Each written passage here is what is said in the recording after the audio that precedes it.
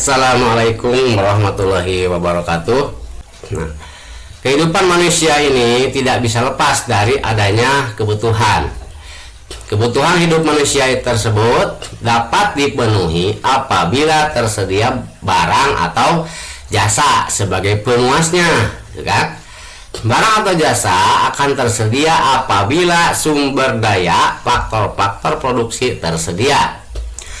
Pada kenyataannya, sumber daya yang ada jumlahnya sangat terbatas, ya. Terbatas berarti jumlahnya sedikit. Sedangkan jumlah kebutuhan manusia itu jumlahnya tidak terbatas. Kebutuhan ini selalu melekat pada hidup manusia, ya. Dan itu harus dipenuhi dengan tersedianya ini, nih, barang dan jasa harus diusahakan dulu, ya.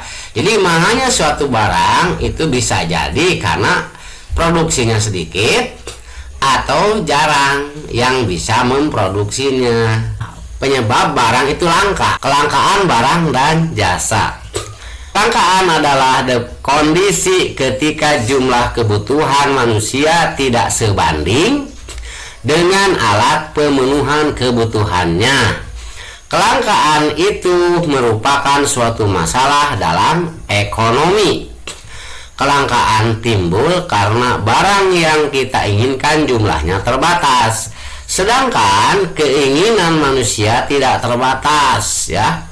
Ingat bahwa manusia itu punya sifat serakah, ya. Jadi itu yang menyebabkan kelangkaan.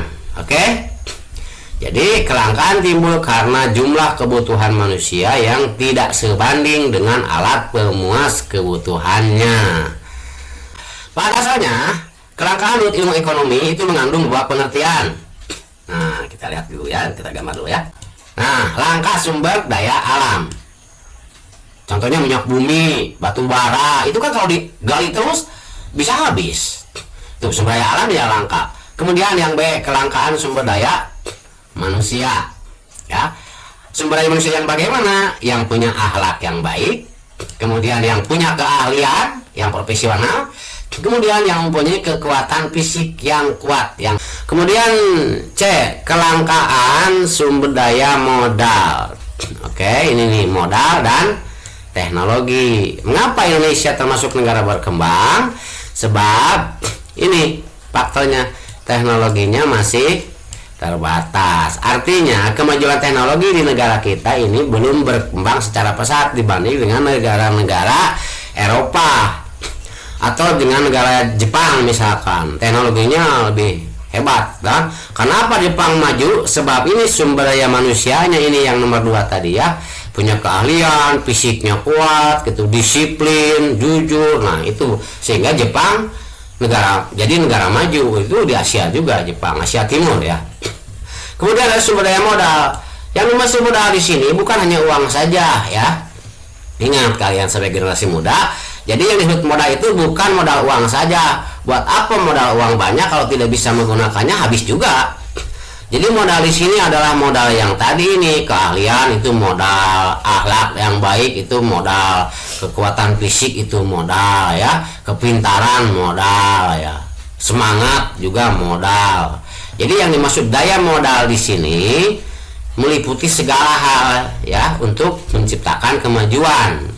Kemudian teknologi. Nah, teknologi ini artinya alat yang digunakan untuk mengimbangi kemajuan. Gitu, ya. Jadi ada kelangkaan sumber daya modal dan teknologi. Kemudian yang D, ini yang D, ya. Ada kelangkaan sumber daya wira usaha yang ini. Mengapa Indonesia sedikit sekali orang yang membuka bisnis perusahaan pribadi?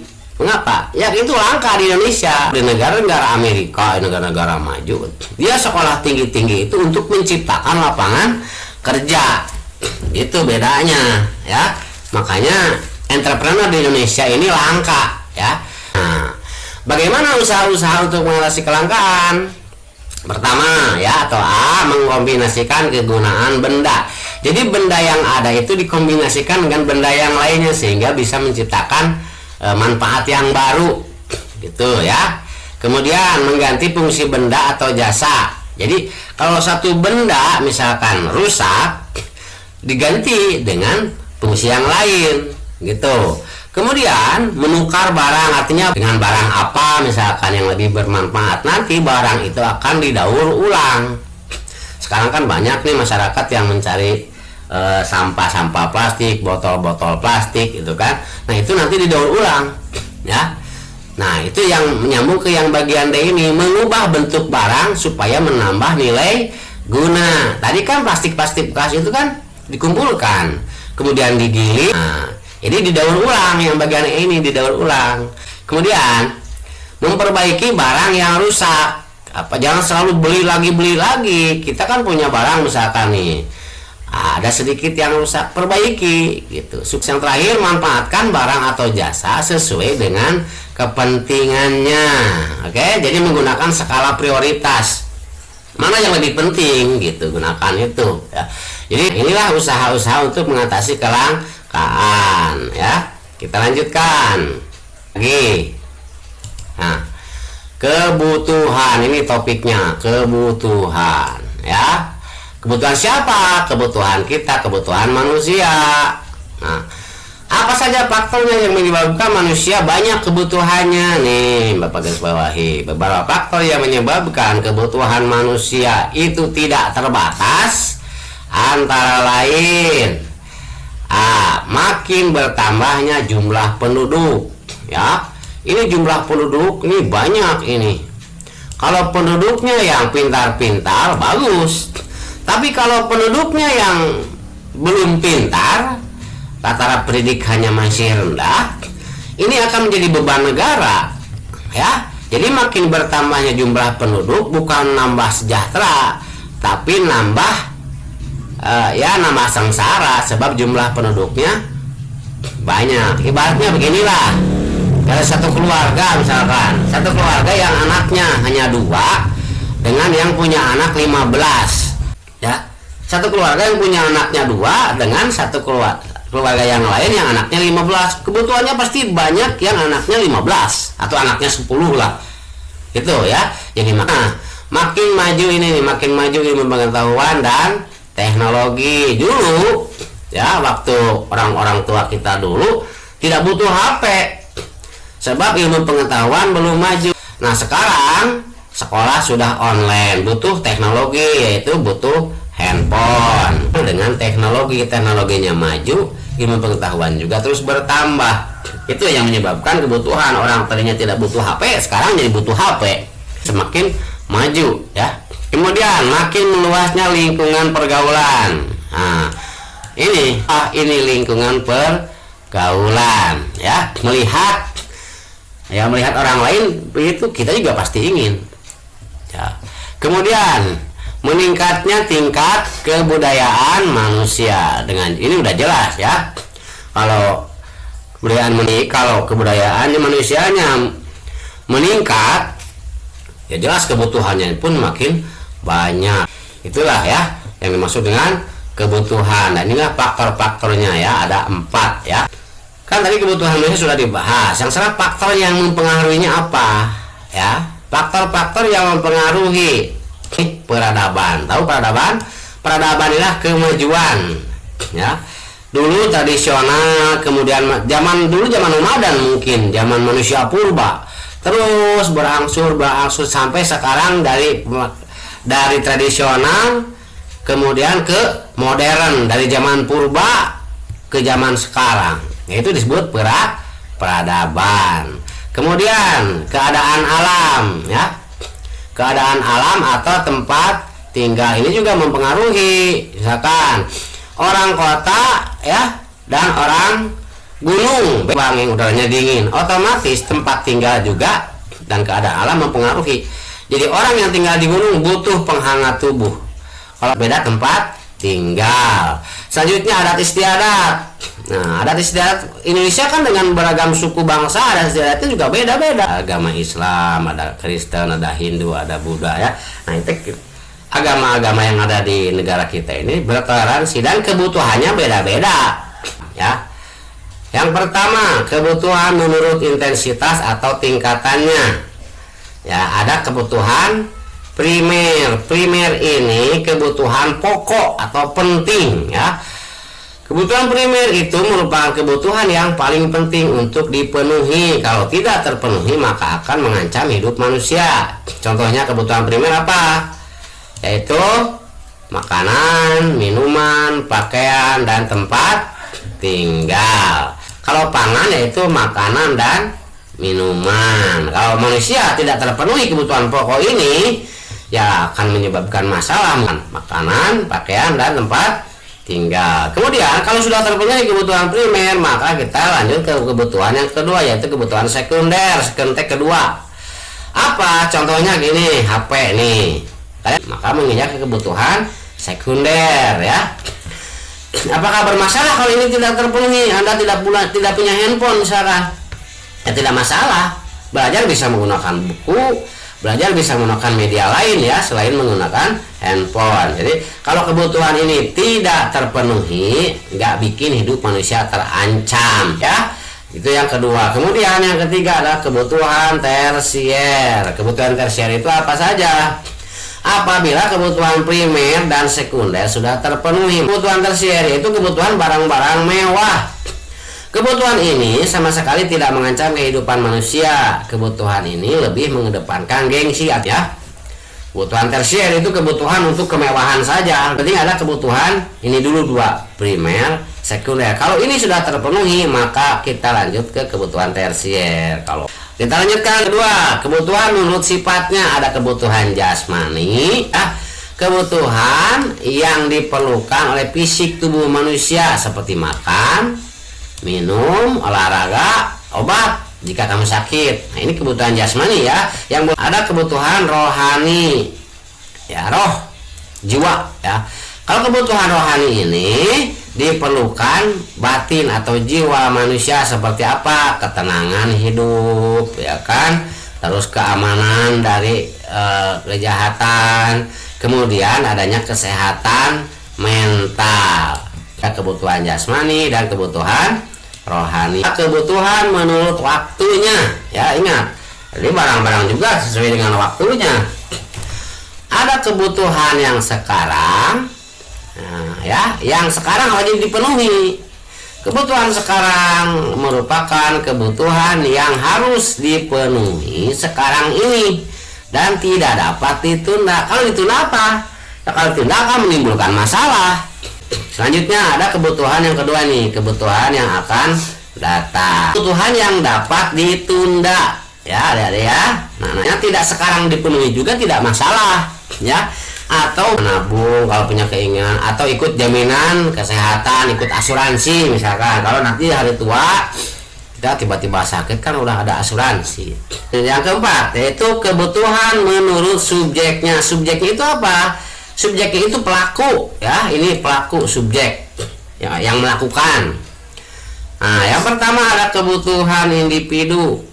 Individu itu apa? Perorangan ya. Jadi setiap orang beda-beda ya. Jadi kebutuhan individu itu kebutuhan yang berhubungan dengan kepentingan seseorang. Jenis kebutuhannya berbeda-beda, oke, beda-beda ya. Contoh, kalian nih beli sepatu ya kan? Ukurannya pasti beda, kemudian modelnya juga pasti beda, warnanya juga pasti beda tiap orang. Nah, itu disebut dengan kebutuhan perorangan. Oke. Yang kedua adalah kebutuhan kelompok. Artinya kebutuhan ini akan digunakan oleh sekelompok orang atau bersama-sama gitu ya. Nah, kebutuhan kelompok ini kebutuhan yang ada kaitannya dengan orang banyak, disebut kebutuhan kelompok. Contohnya ini, satu ya barang yang dibutuhkan digunakan oleh semua orang atau banyak orang ya. Kelima, nah ini kebutuhan menurut wujudnya. Ada kebutuhan material, ada kebutuhan spiritual. Kalau material apa? Yaitu kebutuhan yang berwujud barang atau fisik. Contohnya ini nih, ada makanan, ada minuman, kan kelihatan. Ada juga kebutuhan yang spiritual, yaitu kebutuhan yang dapat dipenuhi dengan sesuatu yang tidak berwujud. Contoh, mendengarkan ceramah agama supaya pikirannya tenang, ilmunya bertambah. Nah, itu kebutuhan spiritual ya. Jadi ada yang terlihat, ada yang tidak terlihat tapi dibutuhkan. Yaitu apa? Ini kebutuhan spiritual. Makanya kalau orang Islam pergi ke masjid mendengarkan ceramah, orang Kristen juga sama, pergi ke gereja mendengarkan ceramah dari para pemuka agama masing-masing gitu. Apa saja alat-alat pemuas kebutuhan manusia itu? Yang pertama, yang menurut wujud tadi sudah Bapak bahas tadi. Ada yang berwujud, ada yang tidak berwujud. Oke, Bang barusan Bapak terangkan. Kemudian, apa saja contohnya? Pakaian berwujud, alat rumah tangga berwujud, kendaraan itu berwujud, jadi kelihatan. Kalau yang tidak berwujud, misalkan kalian berobat ke dokter, kan nggak kelihatan sudah diperiksanya di mana, kapan gitu kan. Terus kalian ke tukang cukur, kelihatan, tapi nggak bisa dipegang. Penjahit berarti jasa menjahit. Salon kecantikan misalkan ya. Nah ini. Kemudian alat barang menurut kelangkaannya, ada barang ekonomis. Apa barang ekonomis? Yaitu barang yang untuk mendapatkannya itu dibutuhkan pengorbanan. Jadi harus dibayar dulu, baik dengan tenaga, baik dibeli dengan uang, baik menyuruh orang lain. Pokoknya mah kalau benda ekonomis ini benda yang mendapatkannya membutuhkan pengorbanan. Oke? Kemudian yang kedua ada barang bebas. Barang bebas itu contohnya apa? Tanah yang kita injak, jalan raya yang kita injak, udara yang kita hirup tiap pagi, sore, siang, malam, itu bebas dulu. Jadi ada barang ekonomis membutuhkan pengorbanan. Kalau barang bebas mah tidak membutuhkan pengorbanan untuk mendapatkannya. Kemudian yang ketiga ada barang ilit. Tahu barang ilit? Nah ini dianggap tidak berbahaya tapi berbahaya. Contohnya kalian punya adik kecil, dikasih mainan korek api. Korek api itu membakar gorden rumah misalkan, atau main lilin yang ada apinya. Nah ini bisa menimbulkan bencana gitu. Itu disebutnya barang ilit, dianggap tidak berbahaya tapi membahayakan kalau jumlahnya banyak ya. Itu barang ilit, contohnya main api gitu kan ya. Nah kemudian barang menurut hubungannya dengan barang lain. Substitusi artinya barang pengganti, ini pakai tidak ada diganti dengan barang yang lain yang fungsinya sama, itu disebutnya barang substitusi. Kemudian yang kedua ada barang pelengkap. Apa barang pelengkap? Yaitu barang disebutnya komplementer. Contoh, kalian misalkan punya motor ya, punya motor sport yang mewah tapi nggak ada bensinnya, nggak ada BBM-nya, maju nggak kan, harus didorong. Kalian orang tua kalian masak pakai kompor gas, kompornya punya, tabung gasnya punya, tapi gasnya kosong, nggak bisa masak kan. Nah jadi ini disebutnya barang pelengkap atau komplementer. Jadi satu benda bisa berguna bila digabungkan dengan benda yang lain, disebutnya barang. Apa saja macam-macam alat pemuas kebutuhan manusia itu? Nah, ini macam-macamnya. Kemudian yang pertama ya, menurut barang, menurut tujuan penggunaannya. Nah, apa kita beli barang itu tujuannya untuk apa? Pertama ada barang konsumsi, barang yang siap pakai langsung digunakan, itu barang konsumsi. Yang kedua ada barang produksi, yaitu beli barang untuk dibuat barang lain lagi, disebutnya barang produksi. Kemudian barang menurut proses pembuatannya, ada pertama barang atau bahan mentah ya. Ini bahan mentah. Setelah bahan mentah dibeli, kemudian diolah menjadi barang setengah jadi.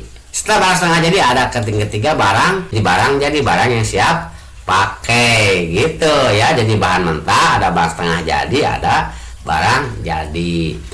Selanjutnya ada juga barang menurut sifatnya, ada barang yang bergerak, ada barang yang tetap. Di sini bisa pindah-pindah. Kalian punya motor bisa dipakai kemana-mana kan, punya sepeda, punya mobil, bisa, itu benar barang-barang yang bergerak. Kalau barang tetap, contohnya apa? Kalian punya rumah, orang tua kalian punya rumah, ya rumahnya di situ-situ aja, nggak dipindah-pindahin kan, sebutnya barang tetap. Artinya barang yang tidak dipindahkan, yang tidak bisa dipindahkan posisinya. Oke, kalau barang tetap ya ini barang yang bisa tanya, ini tujuan penggunaannya. Terakhir, barang menurut kualitasnya, ada barang superior, ada barang inferior. Contoh kalian zaman sekarang ya, yang pengen kualitas tinggi, misalkan kalian yang punya HP ya, ada orang yang gemarnya ke iPhone aja, mahal harganya juga sebab superior. Ada juga yang punyanya kualitasnya lah, yang penting mah kita mah punya aja untuk belajar atau untuk hanya untuk komunikasi. Fungsi HP-nya hanya untuk SMS dan telepon saja. Ada yang bagus ya, kualitasnya baik. Ada yang inferior, kualitasnya biasa-biasa bahkan lebih rendah.